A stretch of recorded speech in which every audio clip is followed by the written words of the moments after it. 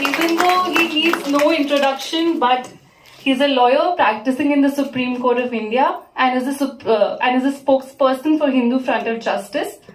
He is known for his tireless efforts in fighting legal battles to reclaim the birthplaces of revered Hindu deities such as Ram Janmabhoomi in Ayodhya, Kashi Vishwanath Temple in Varanasi, and Krishna Janmabhoomi in Mathura. Your humility and pride in Dharma is truly exemplary and inspiring for all of us. We feel honored to have you here today. Sir.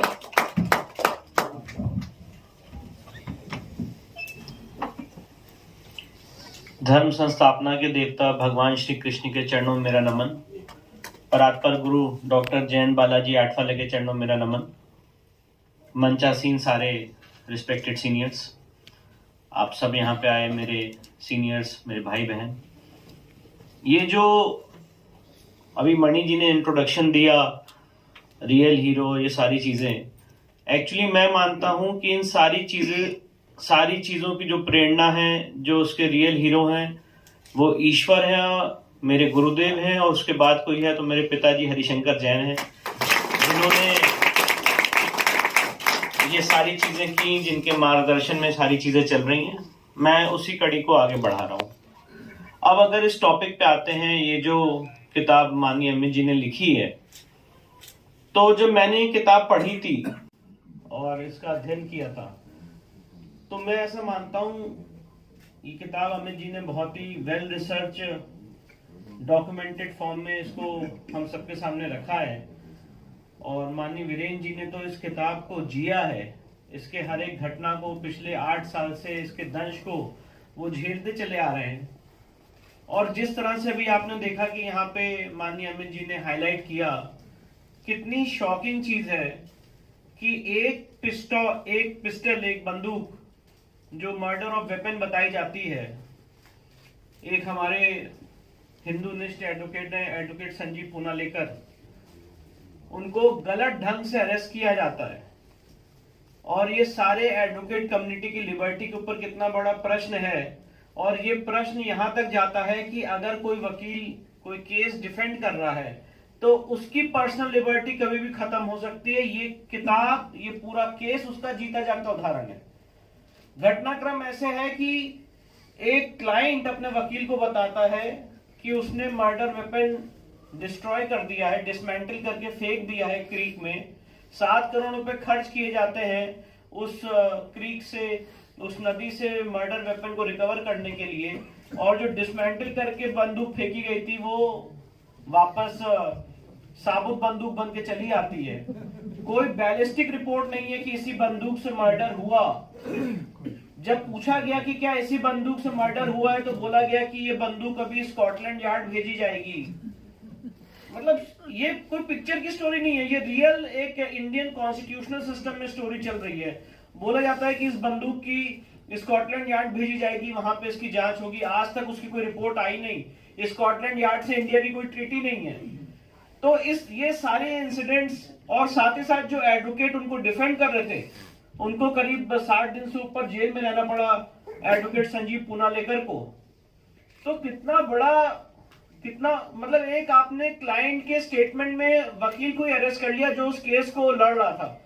तो मैं सिर्फ ये बताना चाहता हूं कि ये जो किताब है, ये कोई किताब, ये जितने लोग यहाँ इस केस में पकड़े गए हैं, जो इस समय जेल में इसकी एज अंडर ट्रायल इसकी इसका मतलब पूरा दंश झेल रहे हैं, ये सिर्फ इन लोगों के लिए घटना नहीं है। ये उन सबके साथ हो सकता है जो इस समय हिंदुत्व के लिए कार्य कर रहे हैं। ये उन सबके साथ हो सकता है, चाहे वो यूट्यूबर्स हो, चाहे वो एडवोकेट्स हो, चाहे वो डॉक्टर्स हो, चाहे किसी भी फील्ड में अगर आप इस आइडियोलॉजी के लिए कार्य कर रहे हैं तो आपको इस तरह से रोप इन किया जा सकता है, आपकी ऑर्गेनाइजेशन को, आपकी विचारधारा को दबाया जा सकता है। जहां तक सनातन संस्था की बात है, मैं तो सिर्फ इतना कहूंगा, मैं 2013 से सनातन संस्था से एसोसिएटेड हूं, वहां बराबर जाता रहता हूं हर एक अधिवेशन में, मैं और मेरे पिताजी। और मैं सारे लोगों से रिक्वेस्ट करूंगा यहाँ पे जो भी हैं कि जब भी आप लोग को मौका लगे तो आप वहां पे आश्रम विजिट करें। और जिस तरह का आध्यात्मिक वातावरण और प्योरली साइंटिफिक वातावरण हमारे गुरुदेव ने वहां पे स्थापित किया है, और उस सबका आध्यात्मिक लाभ जो सारे साधकों को मिलता है, जिससे हमारी आध्यात्मिक ऊर्जा, आध्यात्मिक उन्नति भी होती है और साथ ही साथ जीवन का जो मार्गदर्शन है वो भी मिलता है। उस तरह के केंद्र को आपने कलंकित करने का काम किया यहाँ की एजेंसीज ने। और मैं इसीलिए अपनी बात को ज्यादा एक्सटेंड ना करते हुए ये बोलना चाहता हूं कि ये जो घटनाक्रम है, हमें आपने सारी समस्या समझ ली, सारा विषय आपके सामने है। आज हम सबको अपने आप से सवाल पूछना है कि तावड़े जी बाहर कब आएंगे।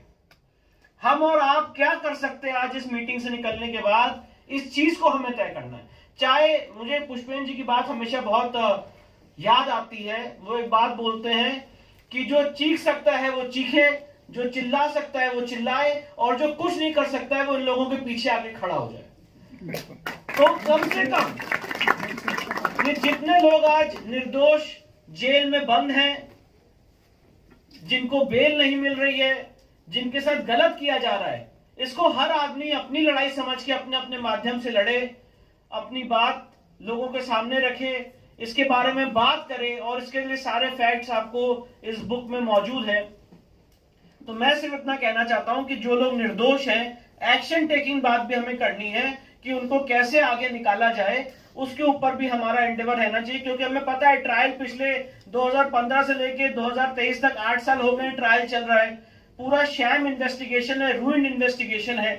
जैसे कि अभी यहाँ पे बताया गया कि ना कोई विटनेस है, ना मर्डर वेपन है, फोर्स्ड स्टेटमेंट्स हैं 161 के, जिसकी कोई लीगल वैल्यू नहीं होती है।